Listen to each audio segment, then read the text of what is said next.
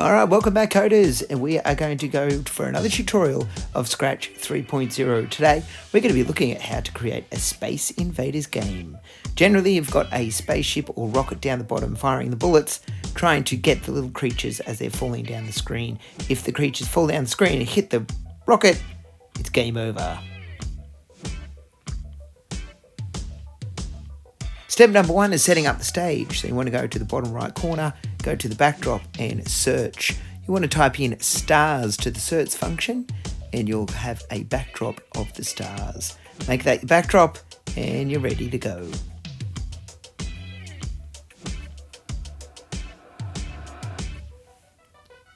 Step number 2 is organising the spaceship / rocket. You want to go to the sprite and the search function, type in rocket and the sprite will appear.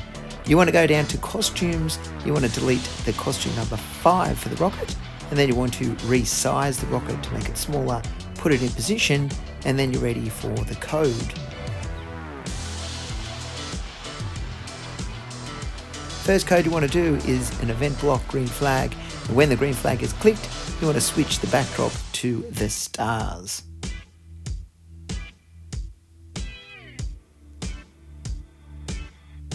Once you've done the first bit of code, you want to then get another green flag block. You want to go a forever block, and inside that forever block, you want to next costume. Then you want to get a wait block and change the wait 1 second to 0.2. What this will do is when you press the green flag, it will make the costumes change and to make a really cool moving function for the robot.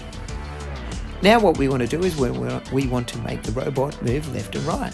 So get a starter block when the left key is pressed and when the right key is pressed, and use the green function, the green motion blocks up the top, to change the X. Remember, the left is change the X by -10 and the right will be changing the X by 10.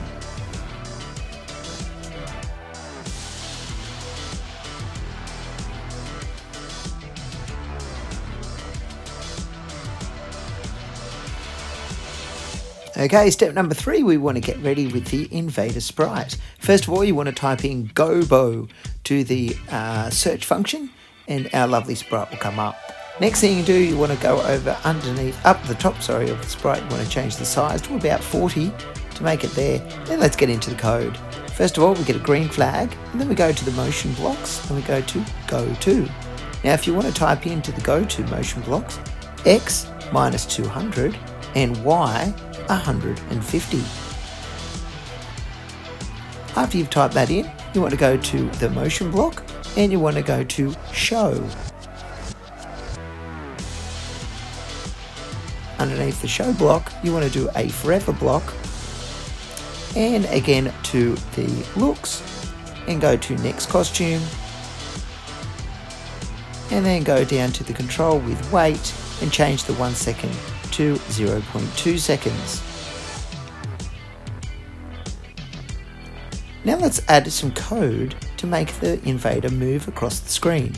First of all, let's go green flag block, movement block, point in direction, 90, forever block, and inside that forever block, you want to do a move 4 steps. Underneath the movement block, you want to do a if statement. And inside here, you want to go to an operator, which is the green, and get the greater than sign. Now inside, it wants to be 200. And on the left side, you want to actually go up to the blue blocks and go to X position, which is down the bottom, and click it inside that circle. And when the X position is less than 200, we actually want to broadcast a message. So you go over to events and you go to broadcast message 1.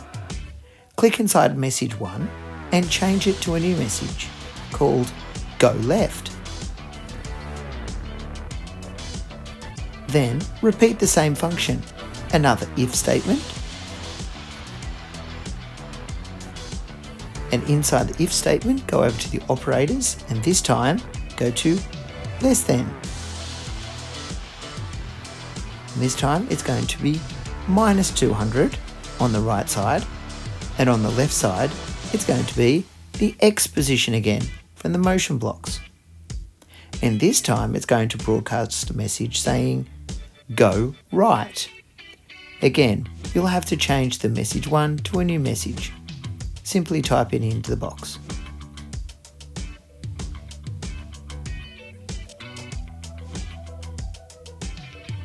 Now once you have done these if statements, next to that code you want to now go to when I receive the broadcast message. So when I receive go left, you want to go to the motion block and do a point in direction minus 90, and underneath that you want to change Y by minus 30.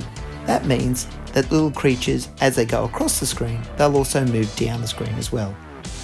Let's repeat that, but this time for the go right message. Again, motion blocks, point in direction 90 degrees, and change the Y by this time minus 30. Let's have a look to see what happens. Uh-oh, it goes upside down. So to change this, you simply go across to the direction and press the middle button, the two arrows pointing together. That will actually flip your creature as it turns from 90 degrees to minus 90 degrees. Let's have another look. Happy days. Step number 4 is creating a game over screen. So again, go to the stages on the bottom right corner, go over to the backdrops, and you want to create a new backdrop. So the backdrop number 1 will be with the stars, and the second backdrop will be a game over screen. Simply go to the box, choose a colour, and click on your mouse and drag across to create a full blank colour of the back screen, and then choose a different colour, choose the T, and then type in game over.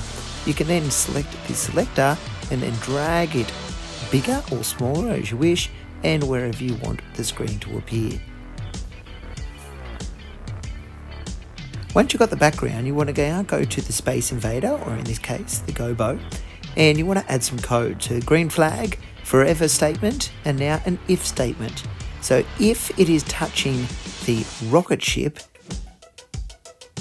which means game over, you want to then go to looks and switch to the backdrop to game over.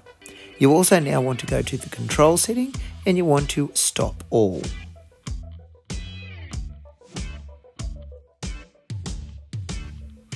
Okay, step 5 is adding a laser beam sprite. So go down to the sprites, go to the paint, and you want to just simply choose a color of your laser beam, and you want to create, using the box function, a small rectangle.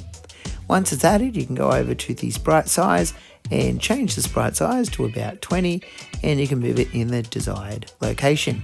Now it's time to add some code for your laser beam. So you go to the green flag, go into motion blocks, or looks box, and go to hide. Underneath that, you want to go to back layer, which is also found in the looks function. Let's go to another trigger block now, and this time let's go to when the space is pressed.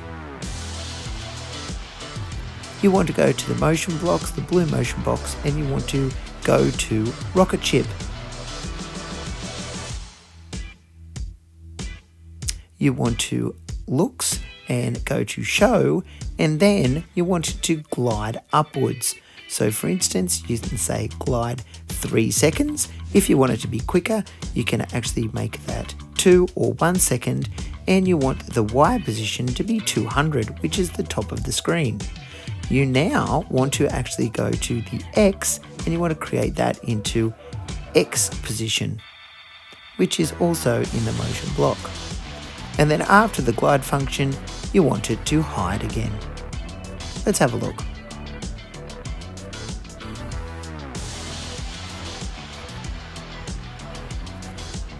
Once we've done the laser beam, we're up to step 6, which is adding a score variable. So go over to the orange code down on the left side and add a score function for all sprites.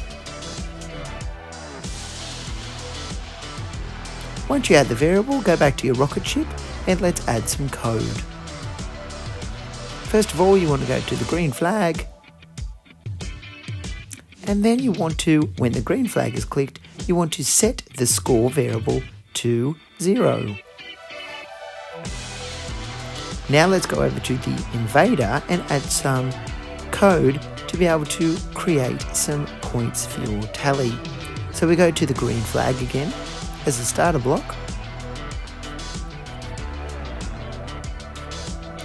We go to show and a forever block. Underneath or inside the forever block, you want an if statement. And the if statement, and go to sensing and do a touching. So this time it is touching sprite 1, which is the laser beam. If it's touching the laser beam, you want it to play the pop sound until done.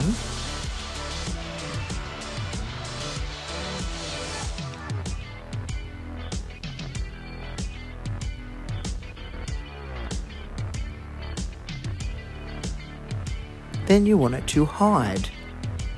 Then we go down to the variables and we want to change the variable. So when we change the variable, we want obviously the Invader to hide. Then we want to change the score by 1.